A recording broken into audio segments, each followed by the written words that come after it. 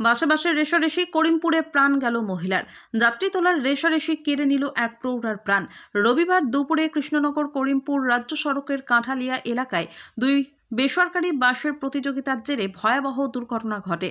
ঘটনায় মৃতার নাম বাসন্তী মণ্ডল, বয়স 52 বছর, বাড়ি করিমপুরের অভয়পুরায়। জখম হয়েছেন আরও অন্তত 15 জন যাত্রী। স্থানীয় সূত্রে খবর, নাজিরপুর থেকে বাস দুটির মধ্যে আগে যাওয়ার লড়াই শুরু হয়। মহিষবাতানের কাছে ফাঁকা রাস্তার পিছনে বাসটি বিপজ্জনকভাবে ওভারটেক করতে গিয়ে নিয়ন্ত্রণ হারিয়ে পাশের একটি গাছে ধাক্কা মারে এবং রাস্তার উপর আড়াআড়িভাবে উল্টে যায়। দুর্ঘটনায় বাসের যাত্রীরা ভিতরেই আটকে পড়েন। স্থানীয় বাসিন্দা ও পুলিশ দ্রুত উদ্ধার কার্যে নামলে বাসন্তী দেবীকে রক্তাক্ত অবস্থায় করিমপুর হাসপাতালে পাঠানো হয়, যেখানে চিকিৎসকেরা তাকে মৃত ঘোষণা করেন। তিনজনের অবস্থা আশঙ্কাজনক হওয়ায় তাদের জেলা হাসপাতালে স্থানান্তরিত করা হয়েছে। বিপজ্জনক এই সিঙ্গেল লেন রাস্তায় প্রশাসনের নজরদারির অভাব ও দ্রুত সম্প্রসারণের দাবিতে এদিন সরব হন স্থানীয়রা। প্রবীর মণ্ডল নামে এক যাত্রীর অভিযোগ, বারবার বারণ করা সত্ত্বেও দুই চালক রেষারেষি বন্ধ করেনি। পুলিশ ঘাতক বাসটিকে আটক করেছে। আমাদের করিমপুরের বাস সম্বন্ধে যারা ধারণা আছে জানে যে যাওয়ার সময় চাপড়ার পরে মনে পড়ে যে কৃষ্ণনগর ঢোকা দরকার, আসার সময় মনে পড়ে কাঁঠালির পর থেকে যে করিমপুর ঢোকা দরকার। গাড়িগুলো এত রেষারেষিতে চলে, রেষারেষির কারণে আজকে আমাদের পাড়ার কাকিমা এবং আমার ভাই কাম বন্ধুর মা মারা গেল। শুধু বাস অ্যাক্সিডেন্টের জন্য আজকে একটা প্রাণ হারানো। রোজ একটা না একটা করে রোজ কারো না কারো বাড়ি ফাঁকা হয়ে যাচ্ছে। একই কারণ, বাস অ্যাক্সিডেন্ট, নাহলে বাসের ধাক্কা, লরির ধাক্কা, আর জায়গা একটাই কাঁঠালিয়া নয়।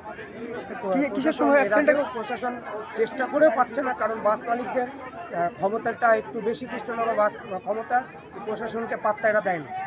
যার জন্য প্রত্যেকবার কারোর না কারোর অ্যাক্সিডেন্ট হচ্ছে, কারোর না কারোর বাড়ি ফাঁকা হচ্ছে, কারোর পোল ফাঁকা হচ্ছে, কারোর মা হারাচ্ছে, কারোর বাবা হারাচ্ছে, কারোর ভাই হারাচ্ছে, কারোর বন্ধু হারাচ্ছে। কিসের সময় হয়েছিল অ্যাক্সিডেন্টটা? দুটো বাস পরপরে রেষারেষি করছিল এবং পেছনের বাসটা যখন সামনের বাসকে ধাক্কা মারে তখন বাসটা উল্টে যায় এবং বাসে অ্যাক্সিডেন্টে কাকিমা মারা যান। তোমার কি হয় যে মারা গেছে? আমাদের প্রতিবেশী আর বন্ধু কাম ভাইয়ের মা। আচ্ছা, সম্পর্কে কে হয়? কাকিমা? আমাদের পাড়া তো কাকিমা হয়। আর ওনার বয়স কত? ওনার বয়স 40+ হবে।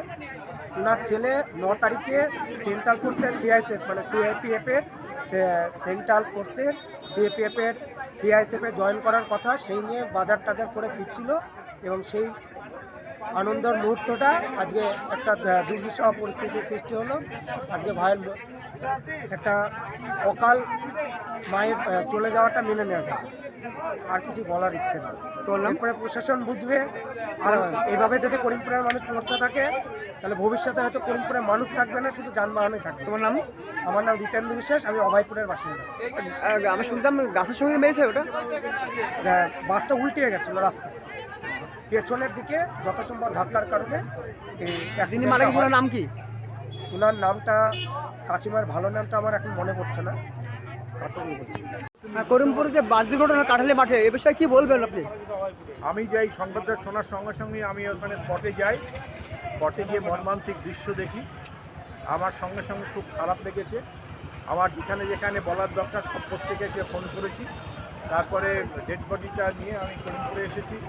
এসে করিমপুরে মোটামুটি যা অ্যারেঞ্জমেন্ট করার দরকার, আইসিকিউ এবং অন্যান্য সকলের সাথে যোগাযোগ করেছি, করে এখানে যতটুকু করার দরকার ছিল আমরা করে ডেড বডিটা এখন আমরা পাঠিয়ে দিয়েছি। আর এই মর্মান্তিক দৃশ্য এটা শুধু আজকের বলে নয়, এখানে বারবার হচ্ছে। আমরা এটা অ্যাসেম্বলিতে তুলে মানে অন্ততপক্ষে বলবো যে এটার একটা প্রতিকার করা দরকার। কতজন মারা গেছে? মারা গেছে অ্যাকচুয়ালি মারা গেছে দুজন। ওই ছেলেটা একজন বন্ধ করো ভিডিও।